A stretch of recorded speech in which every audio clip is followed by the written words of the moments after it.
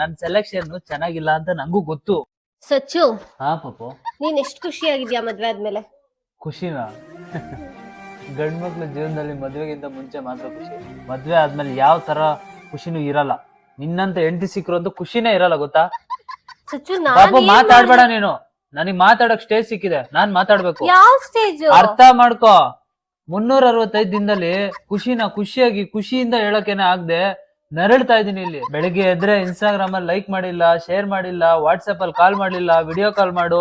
ಆಫೀಸ್ಗೆ ಹೋದ್ರೆ ಆಫೀಸಲ್ಲಿ ಎಷ್ಟೊತ್ತು, ಬರ್ಬೇಕಾದ್ರೆ ವಿಡಿಯೋ ಕಾಲ್ ಮಾಡು, ತಿನ್ಬೇಕಾದ್ರೆ ವಿಡಿಯೋ ಕಾಲ್ ಮಾಡು. ಅದೆಲ್ಲ ನನ್ ಸೇಫ್ಟಿಗೆ ಏನಲ್ಲ, ನಿನ್ ಸೇಫ್ಟಿಗೆ ನೀನ್ ಮಾಡೋದು. ನನ್ಗೆ ಇಷ್ಟ ಆಗಿರೋ ಬಟ್ಟೆ ಹಾಕಂಗಿಲ್ಲ, ನನ್ಗೆ ಇಷ್ಟ ಆಗಿರೋ ಪ್ಯಾಂಟ್ ಹಾಕಂಗಿಲ್ಲ. ಚೆನ್ನಾಗಿರಲ್ಲ ಸಚ್ಚು, ಅದಕ್ಕೆ ಅಲ್ವಾ? ಇವಾಗ ಬಂದೆ ನೋಡಿ, ಇವಾಗ ಒಪ್ಕೊಂಡೆ ನೀನು. ನನ್ ಸೆಲೆಕ್ಷನ್ ಚೆನ್ನಾಗಿಲ್ಲ ಅಂತ ನಂಗೂ ಗೊತ್ತು. ಮದ್ವೆ ಆದ್ಮೇಲೆ ಗೊತ್ತಾಗಿದ್ದದು.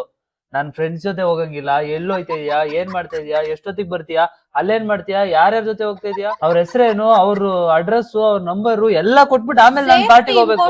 ಏನ್ ಸೇಫ್ಟಿ? ಅದ್ರಲ್ಲೂ ಬಂದ್ಬಿಟ್ಟು ಸ್ಟೈಲ್ ಆಗಿ ನೀನ್ ಎಷ್ಟು ಖುಷಿಯಾಗಿದ್ಯಾ ಅಂತ ಕೇಳಿದ್ರೆ ನಾನು ಹೆಂಗ್ ಖುಷಿಯಾಗಿದ್ದೀನಿ ಅಂತ ಹೇಳಕ್ಕಾಗುತ್ತೆ? ಯಾವತ್ತು ಹೆಂಡ್ತಿದ್ರು ನಿಮ್ ಗಂಡಂದ್ರ ಹತ್ರ ಹೋಗ್ಬಿಟ್ಟು ಖುಷಿಯಾಗಿದ್ದೀರಾ ಅಂತ ಕೇಳ್ಬಿಡಿ.